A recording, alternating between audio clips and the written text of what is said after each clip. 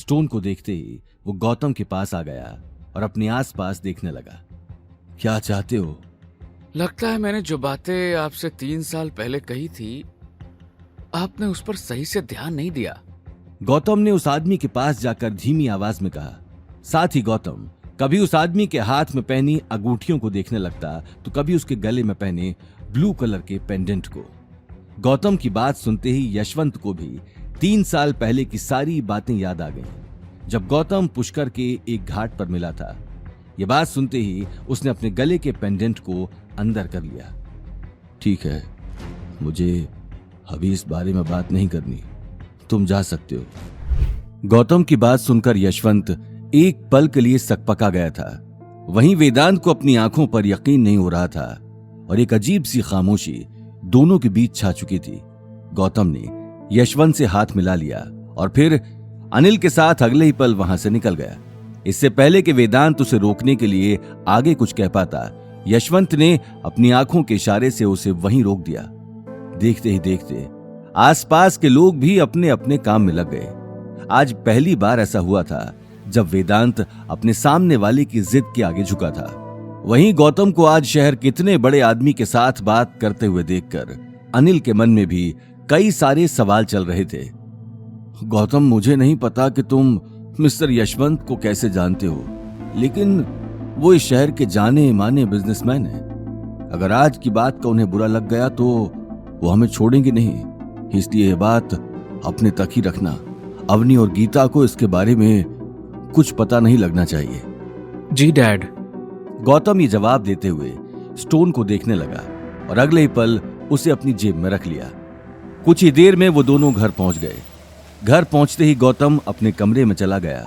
उसने अगले ही पल अलमारी से अपना एक पुराना बैग निकाल लिया जिसमें बहुत सारी किताबें रखी थीं।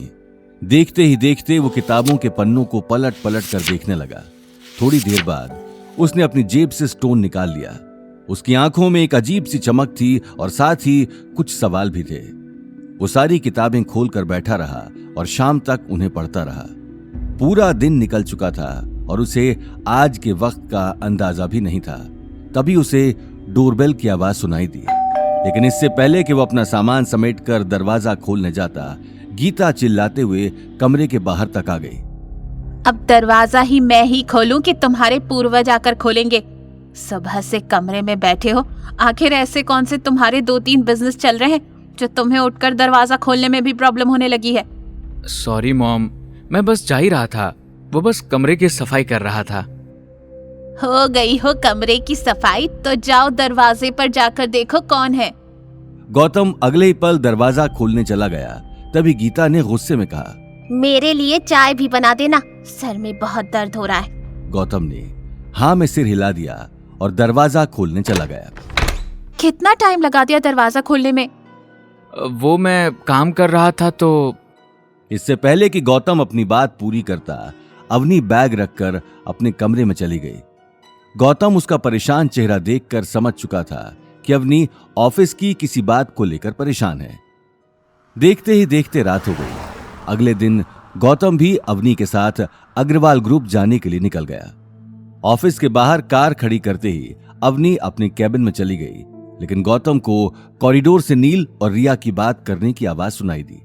आवाज सुनते ही उसके कदम वहीं थम गए। ये देखो रिया, ये मेरा अब तक का काम है। मैंने अभी तक हमारी कंपनी के लिए बहुत सारे डिजाइन तैयार किए हैं। इनफैक्ट दादी सा को भी मेरा काम बहुत पसंद है। ये बात कहते हुए नील कॉरिडोर में रखे कुछ पुराने डिजाइन दिखाने लगा। गौतम ये बात सुनते ही हैरान हो गया और चुप कर वो सारे डिजाइन देखने लगा। इनमें तो बहुत सारे अवनी के पुराने डिजाइन्स हैं। नील ने कुछ चेंजेस करके उन्हें भी अपना बना लिया।